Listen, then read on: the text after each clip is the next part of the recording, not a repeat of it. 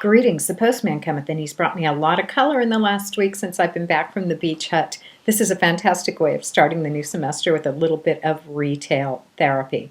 I've got colors that I'm going to talk about from 4 indie companies. I'm going to do all of these Postman cometh on these colors as individual videos, and I'm going to keep the same introduction. I thought this would allow me to upload a slightly shorter video, so I thank you for your patience in advance. From Glamour Doll Eyes, I picked up the Poison collection. Let me talk just a bit about Glamour Doll Eyes.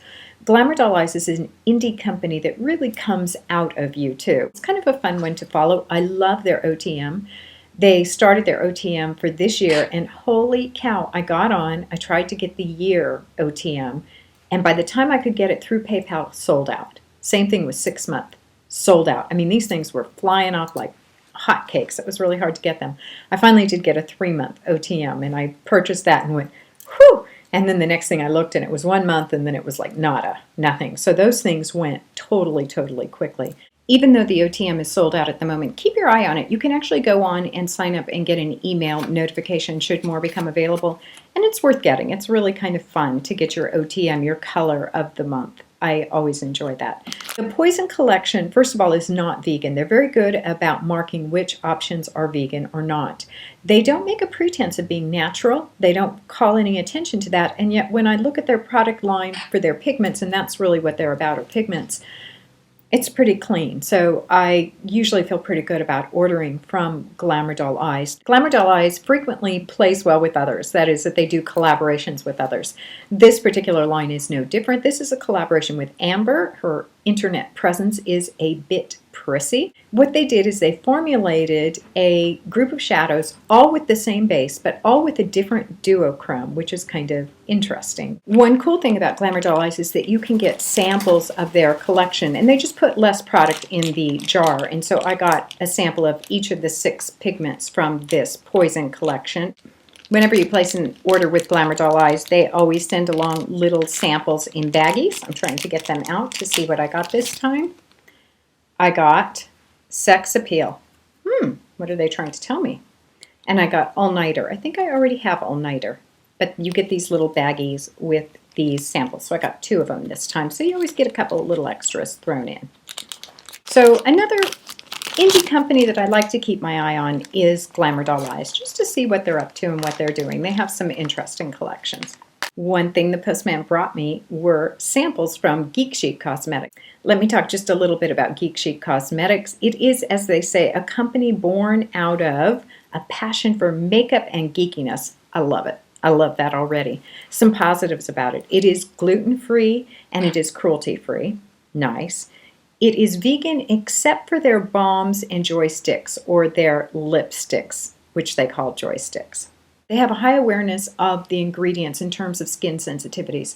If you suffer from skin sensitivity, if mineral makeup makes you itch, or if it clogs your pores, try Geek Chic, because it, again, does not use talc or bismuth, which is good. Another good thing about Geek Chic Cosmetics is right on their information page, they let you know they don't do repackaging. They are all about individual color mixing. So that's nice. You know you're getting unique product. While they don't do an OTM or of the month like Glamour Doll Eyes, they do have a shadow of the month that you could get on and purchase at a reduced price. It's just not an automatic service, but it is there and available. Another positive I would say is that they have an active gallery of looks. Those looks, however, are highly editorial. They're not looks I would wear out of the house, and probably not looks I would try in the house. It's not quite as user-friendly in the sense that you could say, oh, I like that look, let me do it and reproduce it at home.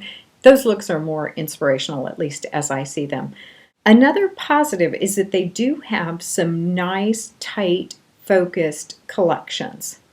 One negative I would say is they also have some collections that seem to me large and loose, where I can't really figure out the theme or what they were thinking about when they put it together. I know there's a theme in terms of a narrative behind it, but I'm not sure how that theme translates into looks for the eyes. So sometimes their collections are just a bit too big and woolly for me, but sometimes they're very tightly focused, and when they are, I appreciate it. Geek Chic overall is a sleeper for me. It's one that I ordered it and I kind of got it and looked at it and let it sit for a while.